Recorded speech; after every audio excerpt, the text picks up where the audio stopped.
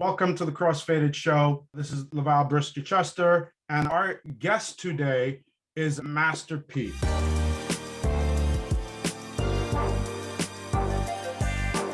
I think that you're incredible, not only because of all that you've done, and we'll discuss that, from the music, from the sneakers, to the grocery stores, to the snacks, to the banking, to the basketball. I think, and this is what I tell people, when they're like, who's your favorite rapper? Who's the best rapper around? I say Master P, because you're a great human being, and you like your raps, you spread love, and you spit life into people, right? Every time you mentor someone, these kids on basketball, you're speaking life into them. You're not speaking death. Your mission is for generational wealth. And that's huge. And we'll get into mentorship in a second. But like, I almost cried the other day watching like you and Snoop, right? You were in the studio and you were talking and like, you know, the true sign, I feel like, of like a human's impact on the world is like when Snoop, not you, Snoop tells the story of what Master P has done for him. And just, you know, it's just really inspiring because, you know, the world is not full of people like you. So I really appreciate that. And like, I think everyone needs to learn from you. Everyone needs to watch you and listen to your words. So I'm going to start with that intro. Welcome, sir. Yes, thank you. Thank you for having me. Absolutely. So let's get into it. So 5/20 Cannabis Freedom Day. Let's talk about that. So first, let's remind everyone what it is, right? And then I want to know, like, how's it going? What's any stats? Because I've found some stats that I think are directly you in your own state. So go ahead. How's it going? Well, you know, for me, Cannabis Freedom Day is all about Fate Vincent. He lost his life in 2021. He was sentenced on a life sentence in prison for $20 worth of cannabis. And that's why we marched.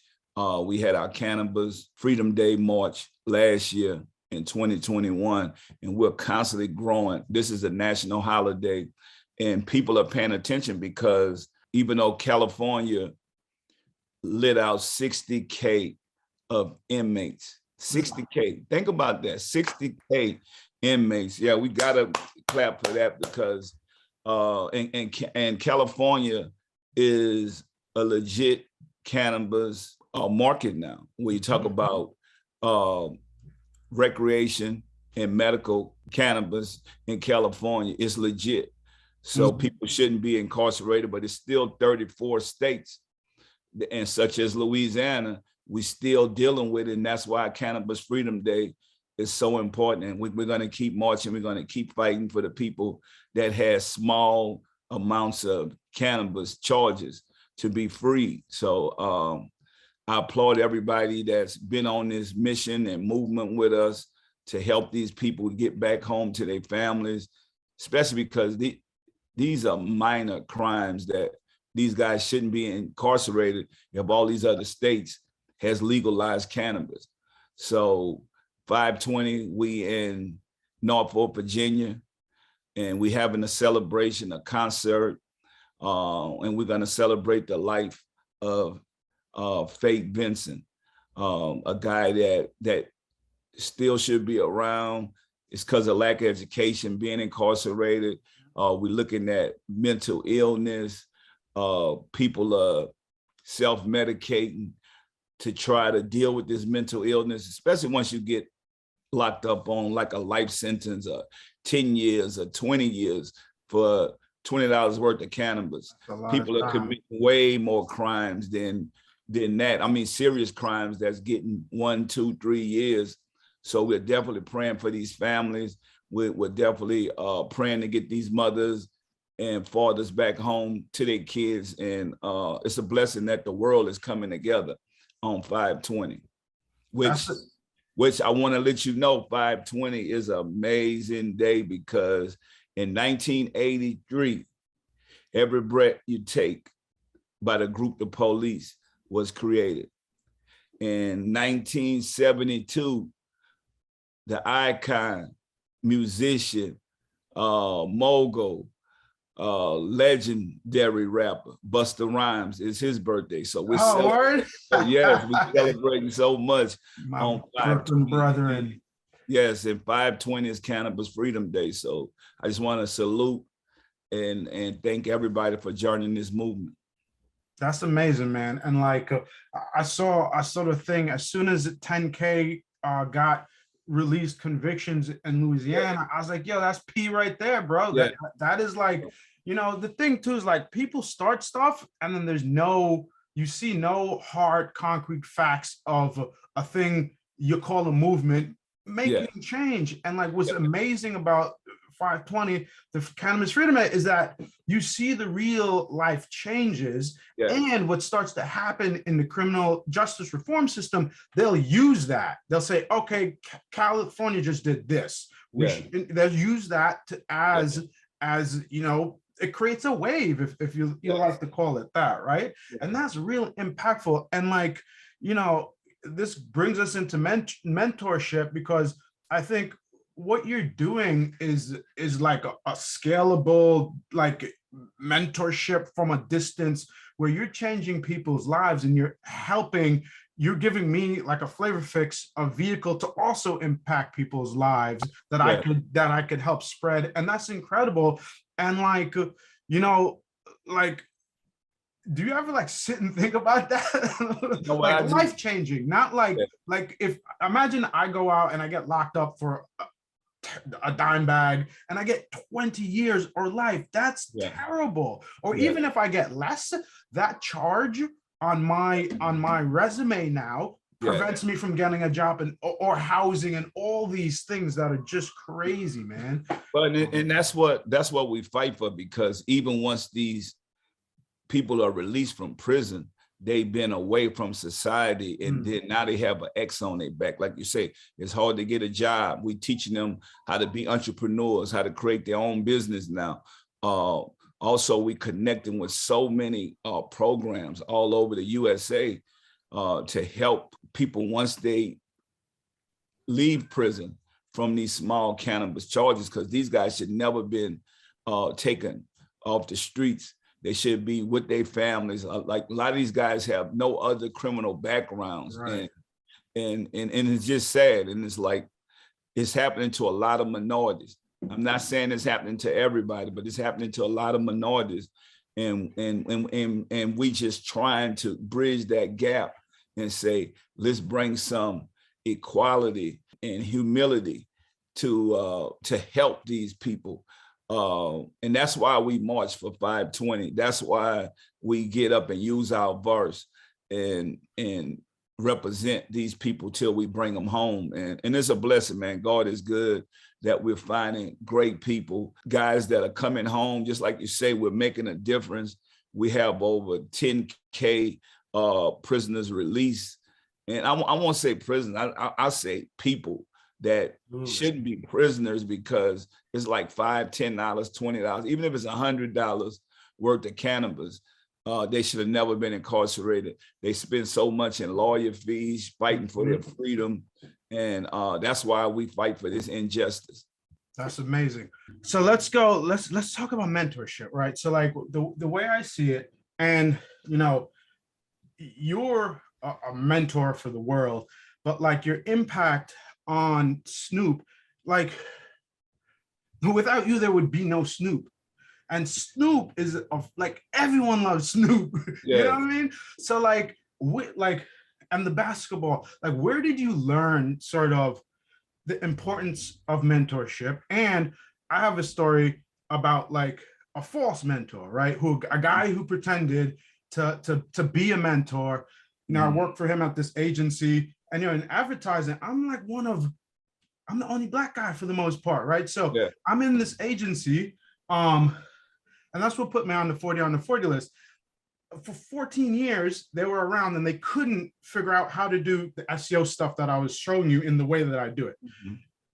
They were like, hey, you take over this group. I said, cool. I took over that group. I turned it from a 500K group to 2 million in less than a year, then 5 million after that. No one could do it. They put me on Ad Age's 40 under 40 list. And then he sold that company, made a killing. then after that, I helped him start something else, and we're supposed to be partners. And he tried to just eat me, basically take it from me. And I'm like, wow, how did you turn from this mentor into not? It's just crazy. And then like, how are you teaching people to be wary of that type of people? Because I'm like 40 and like I've been around, but I didn't see that coming, you know? Yeah, well, you got to watch out for people that has no integrity. A lot of people only do stuff for money. Like I do stuff I love, I'm passionate about, and I think that's what we have to educate our culture and our people to know your value and your work. And a lot of us don't go in it knowing our value and our work. We're going in it just to get that opportunity. And when you're dealing with selfish people, you'll never be able to benefit off of the big picture of what's going on because they in it for themselves. And so, you know, the thing that me and Snoop talk about is to be a good teacher, you have to be a good student. To be a good boss, you have to be a good worker and keep moving up.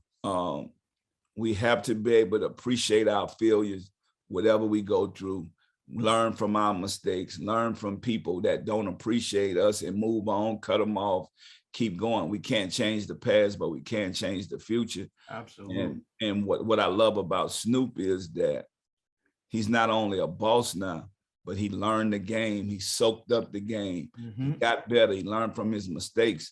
And I tell people everywhere, Snoop is one of my most favorite students because No Limit is a university. I mean, Snoop always talk about how he graduated with honors and that's facts.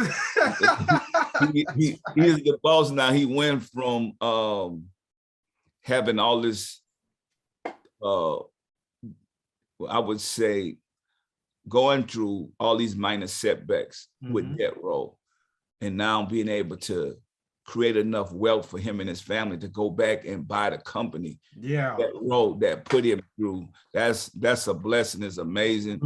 Absolutely. We have to salute him for that. And he's just a humble person. Yeah. And he's like myself. Like, we know we can't take this with us. We humble, we thankful. And that's why God keep blessing us, because we don't mind celebrating other people. It's not just about us. Right. Snoop is an amazing person. He's not perfect. I'm not perfect. But it's like we learn from our mistakes. We growing, we getting better. And it's all about taking care of our family. So my hats go off to Snoop Dogg. He's an amazing boss, and he's an amazing teacher now. And he was an amazing student through No Limit University. And I mean, he's blossomed. The world loved him. He's constantly growing and he's constantly giving back. And that's what I love about him the most, the way he give back. That football league that he created and in the community, helping those kids, man, blessings is gonna constantly and continue come to him. Absolutely. That's such a dope name, No Limit University. That's cool, man. Yeah. That's good. So you keep saying trust the process, right? Yeah. And I understand what you mean. But what does that mean for like the everyday person who right now the process just sucks, you know? Yeah, well, you know what? Everybody wanted to happen overnight. Great things don't happen overnight. Even when you look at No Limit, it didn't happen overnight. You guys only see the success. And that's why I talk about the failures. I mean, it took years. And don't be in a rush. What I mean by trust the process, we're gonna get better. So even when you look at Minitis, our shoes, motivating oneself, encourage you actively think independently. You see what I'm saying? Is that what it means? Yes, motivating oneself, encourage you actively to think independently. Yo, Peter, please write that down. Peter's my editor. Yo, we're gonna skip now. I gotta tell you about this shoe. I've been rocking fly shit for years, right? Babes, you name it, I got it, bro. And you know, Brooklyn has its fashion. I live in Harlem now. Harlem's known for fashion. Yo, I cop these, and I'm standing on the corner, right? Yeah. And this youth, bro, he walked by. First, I'm tracked. I got shades. I'm just standing, just like by the supermarket, waiting for my Uber. Yo, my man walks by me, and you know, he was dressed up. Yo, he's looking at my shoes, and my man walked past me and then his head just turned. Like, Yeah. I've never seen this, bro. And my man just breaking his neck, and now he's walking this way, just looking back at my shoes, trying to figure out what they are, right? Yeah. And then I shut this whole other party down, right? I go to this party, and sneakerheads and all this, and then they looked up, they were like, yo, what are those, bro? And now I'm about to get in trouble because I'm about to cop a few more, and my wife is gonna hate me, but it's what it is, bro. But you know what, though? But that's how it started. People don't realize Nike started out of their garage. How come we can't do it? And you see how it grow and grow and grow. And that's what I'm saying, get better and better. These are fucking fly, but they're so comfortable. Yes. That's the, honestly, I was skeptical. And I looked, I was like, yo, let me trust P, let me buy this shit. I bought it, I was like, damn. And you know what? That's how it started, because we're creating quality product, but it didn't happen overnight. That's what I mean by trust the process. Some people didn't see the vision. They wanted us to just be the top shoe overnight, and it just don't happen like that. You keep it just, even with Soldier Snacks. So y'all, Soldier Snacks, the great thing about Soldier Snacks is this is my grandfather, Sergeant Claude, the character on there, the line, it represent courage, represent getting out there, working hard. Those are things my grandfather taught me. Absolutely. And you look for the camouflage bags. This is America's snack.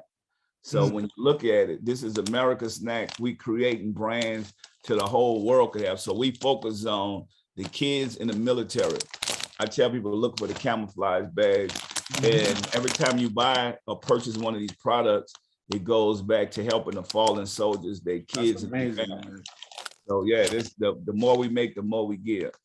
This is the thing too. Like, people don't know. This is why you need to teach you're probably doing it, a business. So I'm telling you, from the day I was emailing back and forth for this interview, I just started watching everything, and I learned so much. I should cut you a check, bro, for the education you pay. I'm like, yo, this is incredible, bro. Like, and just even from building a brand, everything that you just said,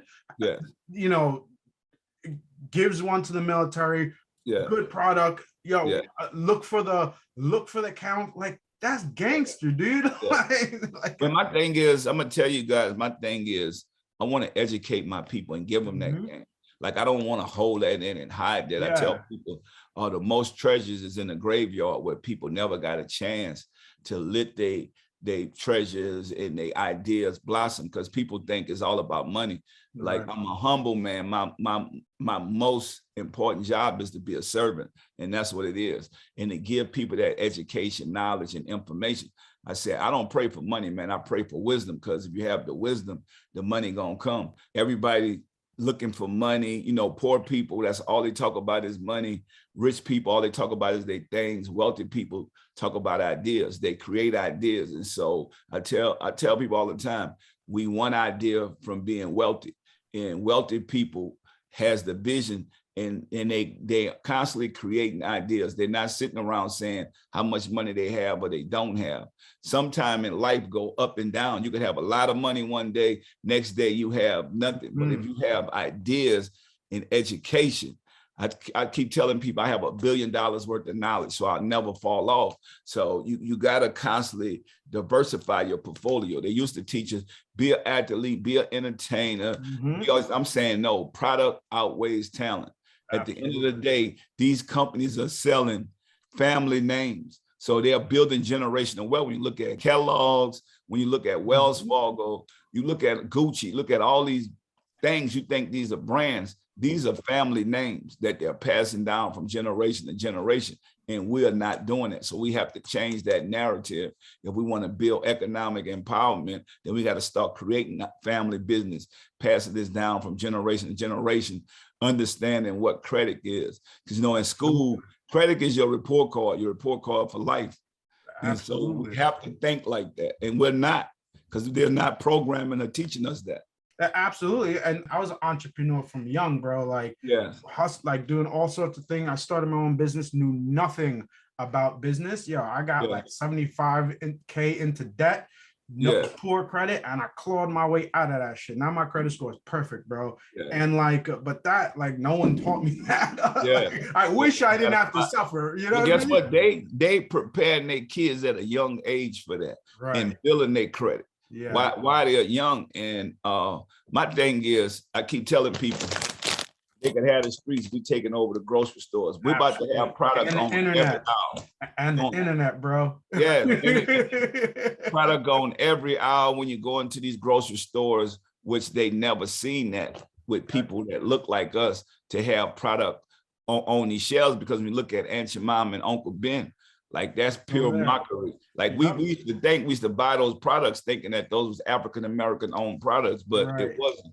It was pure mockery. These people was characters and models for these brands. And so we have to change that narrative and get some diversity on these shelves. And that's what it's about. Me being able to get my cereal in the Walmart, the Master Crunch cereal, which, you know, our culture probably didn't think that we can create that and get into these spaces. And now a lot of doors are opening up. We just have to have a plan of action to fulfill these shelves with African-American and Latino minority-owned product. So for sure, I was watching your interview on Earn Your Leisure, and you guys made them realize, and you made me realize that no, there is no African-American. Like there's Indian, there's Polish, there's all sorts of sections in a supermarket, but there's not. That's crazy. Like I just never even thought of that, and it's like, oh wow, that's true. You know, that's insane. Here's a question: why do it for Black people and for minorities? Yeah, well, my thing is, we can't change the past. I know we constantly talk about what happened to us in the past. I say we can't change the past, but we can change the future.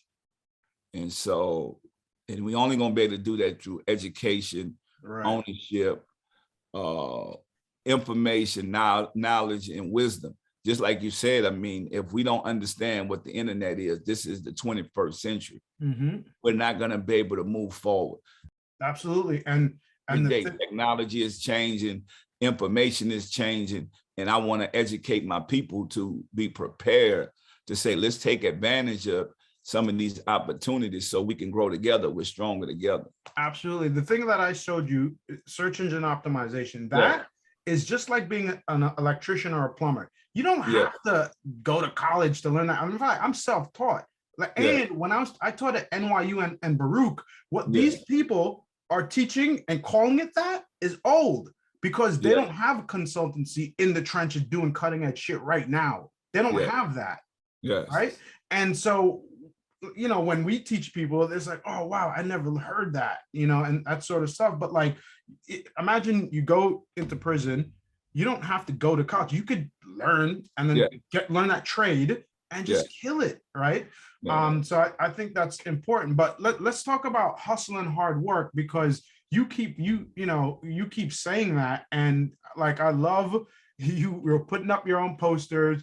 And I think one of the best things I've ever heard you say was, you know, you were buying the seats, the bus stop seats, while the corporate America's buying the billboard.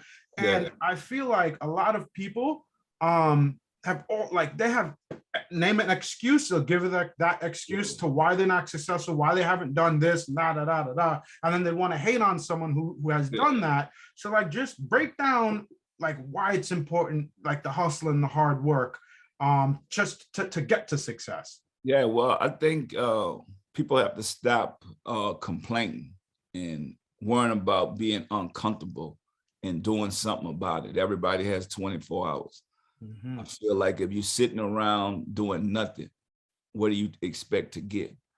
People that's out making a difference, making a change, growing with their life, investing their time into what they believe in, they're eventually going to get to their dreams and their goals.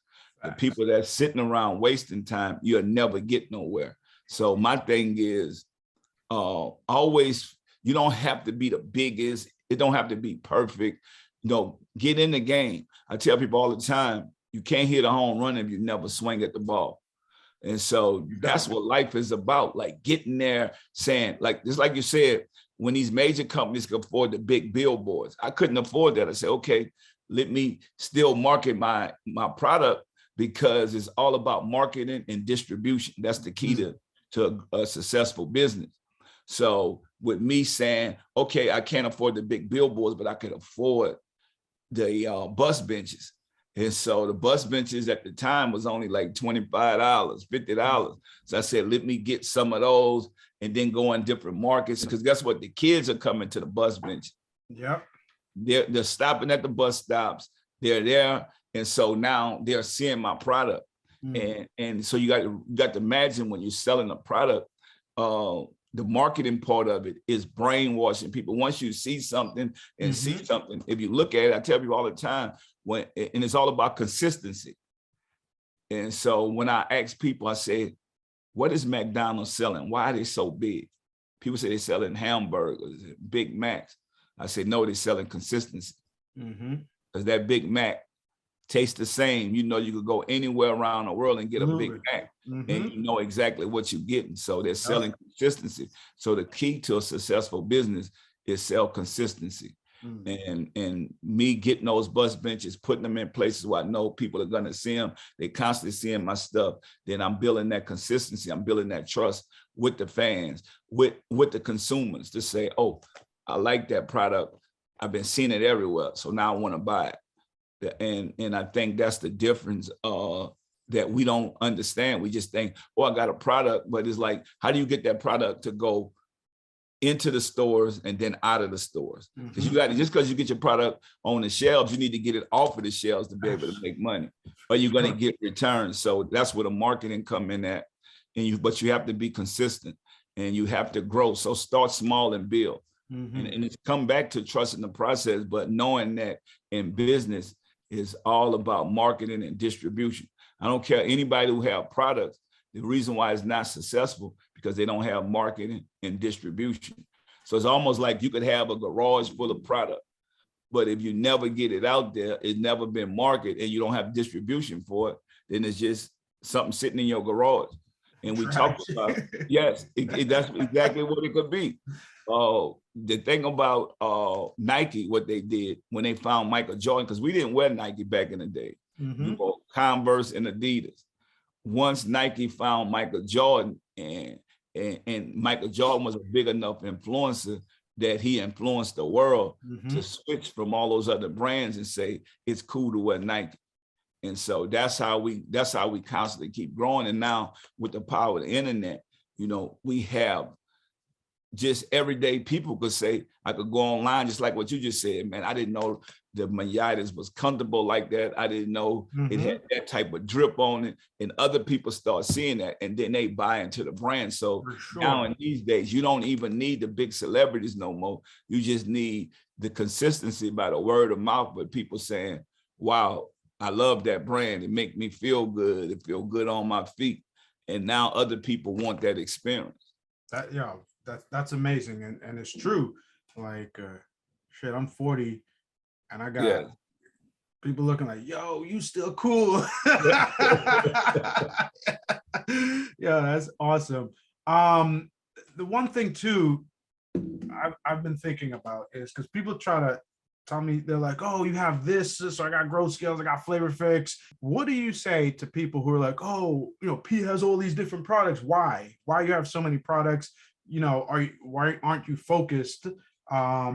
What's the strategy there? Why would you think I'm not focused? I mean, we just talked about Kellogg's. Kellogg's have over 1,000 products. Why should we only have one? Think about it. If we're going to get and take over a grocery store, we're not going to take over a grocery store with one product. Absolutely. Imagine us having products on every aisle.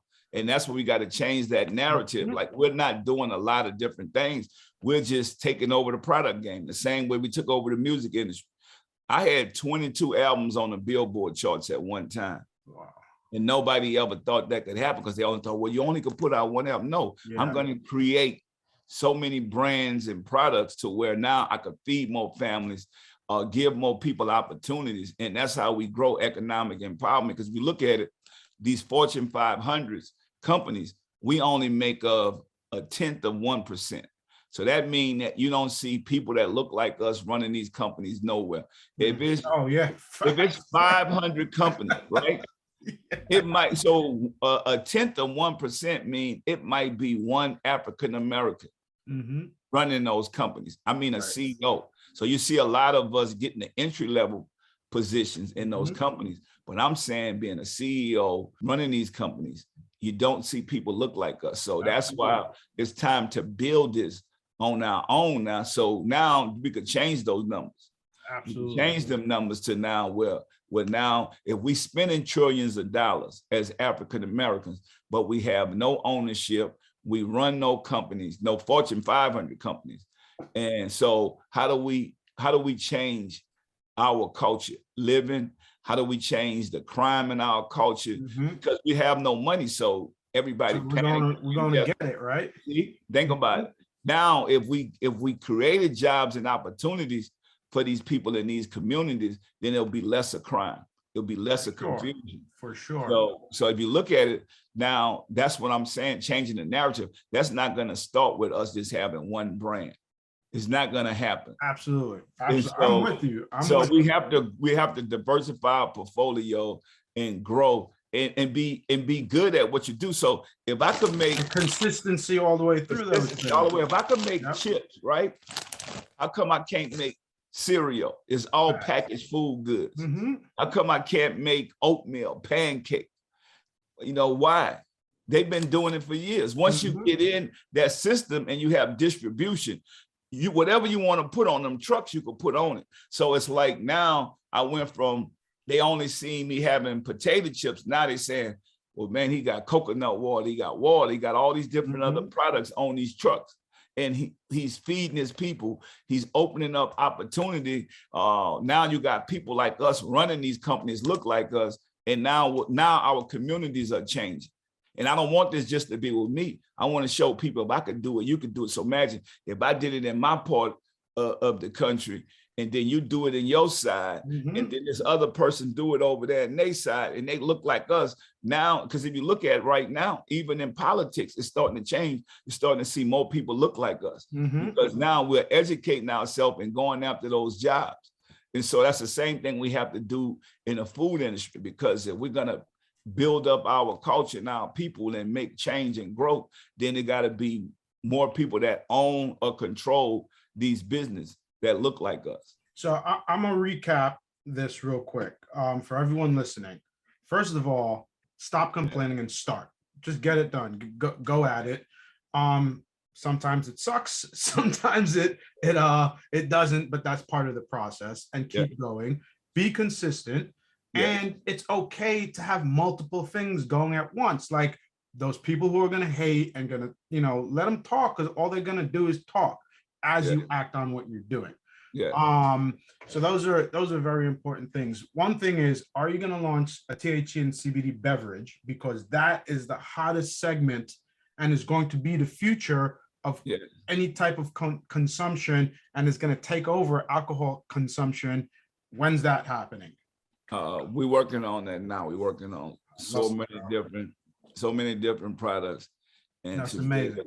And to be able to be in the cannabis business, because it's legit. You know how many guys that went to prison, been incarcerated for trying to double and triple their money. Now these major companies are controlling this, so that's why I said we have to create some and keeping them out too. It's crazy. Yes, I mean, people are gonna smoke anyway. Right, it's a plant, and I would rather them do that than do any hard drugs and all the other things. So it's not for everybody, but for the ones that love it, that's what they're gonna do.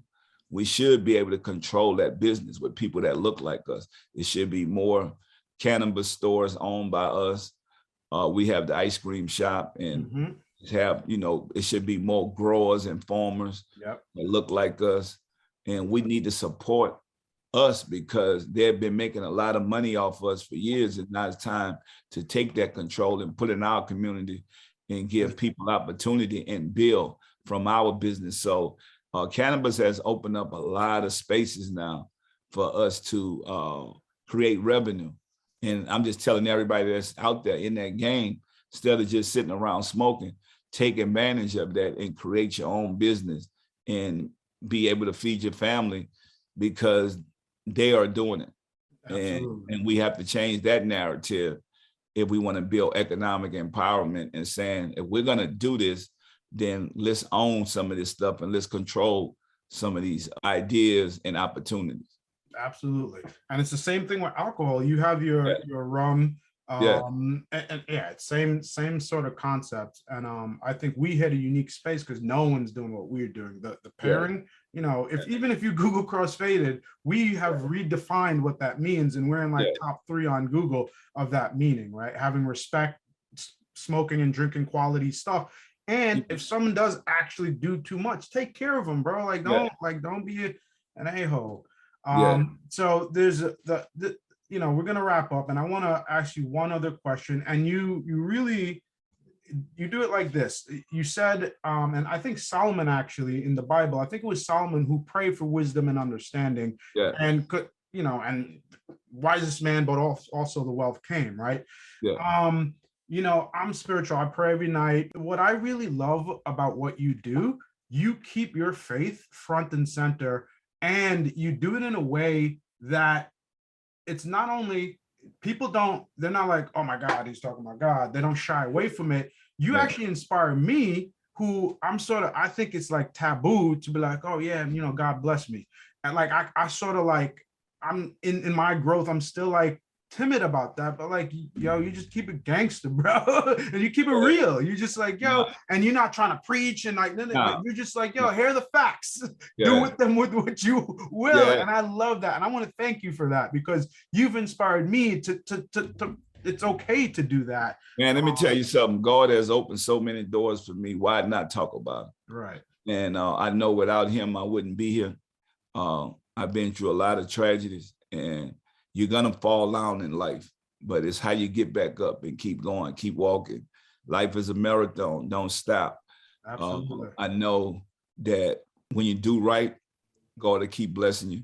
And I don't think, you know, you don't have to be a preacher. You don't have to be the smartest person in the world to know that things are happening for you, right, for a higher being. And I just love it, man. And I'm not afraid to talk about that, because I know who God is, and I know without him, I wouldn't be here. So it's a blessing to be able to educate our people, give them game, but also let them know without faith, we have nothing. So it's a blessing, man. Like, absolutely. I know that I'm constantly growing.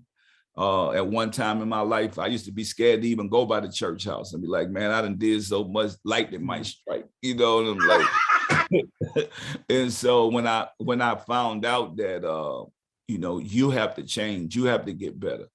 And I realized that he took murderers, he took prostitutes and took them into heaven. And I said, you know what? If I pray, repent, do the right thing, I know that he's going to open these doors for me. And I don't live for money, even though I like nice things and stuff like that. I realize I can't take it with me. So, and if I could educate even the people that's on the street that come from where I come from, say, man, Pete turned his life around, I could turn my life around, because, man, they don't show us the truth. So, you know, I got a brother incarcerated. He went from making millions of dollars to he make 3 cents a day. So think about what you're doing. So I could go work at McDonald's and make $15 an hour, but they're using us as labor. So I'm saying to my culture, my people, let's create business. Let's be our own bosses. Let's go get a job. Let's take care of our families, because nobody want to be in prison making 3 cents a day. Right. You know what I'm saying? Like, who want to be in prison being a labor making 3 cents a day? Yeah. When you could be out here having your freedom, doing the right thing. And, you know, and that's why I talk about God. This is a blessing. It's a blessing to have a good mind. There's a lot of lost people out there, because you can't make the right decisions and choices without education, without wisdom. And so that's why I say I pray for wisdom, because wisdom not only help you get to where you need to go at, but it also help you make the right decisions and choices. So if you're a criminal, you think like, okay, I'm going to make this lick for 50,000 right now. But I'm going to prison. I'm gonna have to spend all this money for lawyers and all these different things. I could have went worked at McDonald's, because when I get to prison, I'm gonna make 3 cents a day. Well, you're gonna be a slave, is what that is. That's now you see what I'm saying. So right? why not? But if you have that knowledge, information, and wisdom, you're thinking, nah, that ain't worth it. Absolutely. That ain't worth me leaving my family to make 3 cents a day. That ain't worth me losing my freedom, hitting this lick. Let me go create some ideas. I just told y'all earlier, wealthy people create ideas. I didn't say wealthy people have all the money. They don't need the money, because once you get that idea, just like me and you talk, you go find somebody to believe in what you have, then they might invest in your product or your brand, and you grow it. That's why I say trust the process. So you don't have to do something desperate that's going to get you locked up, incarcerated. And then now, as I said earlier, the most treasures is in the grave, because now you done did this, you done got killed or went to jail, you got all these great ideas, but you live for one little lick. Right. And in the hood, a lick don't last. It always come back on you. No, and so that's why I say wisdom and education, knowledge and information is so important, because then you can make the right choices. So I'm not the smartest person in the world, but with my wisdom and education, I was able to make the right decisions and choices. And that's the game I want to give today to our culture and our people. Don't be afraid to make the right decisions and choices. And when you have God, you have faith, and you have wisdom and education, you will make the right decisions and choices. That's amazing. And I think, this is so important, especially with what just happened in Buffalo. Yes. It's not like not getting the job, being all that, being, put into prison for small amounts of marijuana. Yeah. Is just open season on us. That's crazy. Yeah. So I think we need people like you more than ever. We need platforms like this, and we need to have these conversations and being able to talk. And the only way we could fight that hate is God. We need God to fight that. We need prayers, but we have to get better. And even the people that's running around with the hate, only way we're going to change that darkness is with light and with love. So we just got to keep growing and keep getting better. And it's going to start with us being accountable, hold ourselves accountable. It's like I'm holding myself accountable. Absolutely. And I think the most important thing is we got to spend time with our kids, because we're losing our kids to the streets. Now, that's one negative thing about the internet. The internet showing all this stuff, showing all these negative things. And it's like, you know what? That's why we have to spend time with our kids saying, you know what? This is not what we're talking about. Right. We're talking about growth, getting better. But a lot of these people doing, negative things, then this is not what this is about. So let's constantly keep growing, let's keep getting better, and let's spend time with our kids. And if we're gonna use the internet, let's use it for something positive, not nothing negative. It's funny you say that. I'm working with the Universal Hip Hop Museum. It's the first museum in the Bronx, and it's for hip hop. Yeah. And it's going to be ready in 2024. Okay. And it's taking the narrative of what it is right now and just changing it. Like, we need the other side of what hip hop could be, what it used to be. Like, all these things are really important, because the kids are the future, like you said, so all these movement, all these things that come together, man, because like you said, if someone's doing it over here and over there and over there, it's going to happen. So I'm super excited. Thank you so much for taking the time, man. You're just an amazing inspiration for me. Every time I talk to you, it's like, this is incredible, bro. And I just look up more and I watch all your interviews and respect, bro. Thank you for having me. All right. Cheers.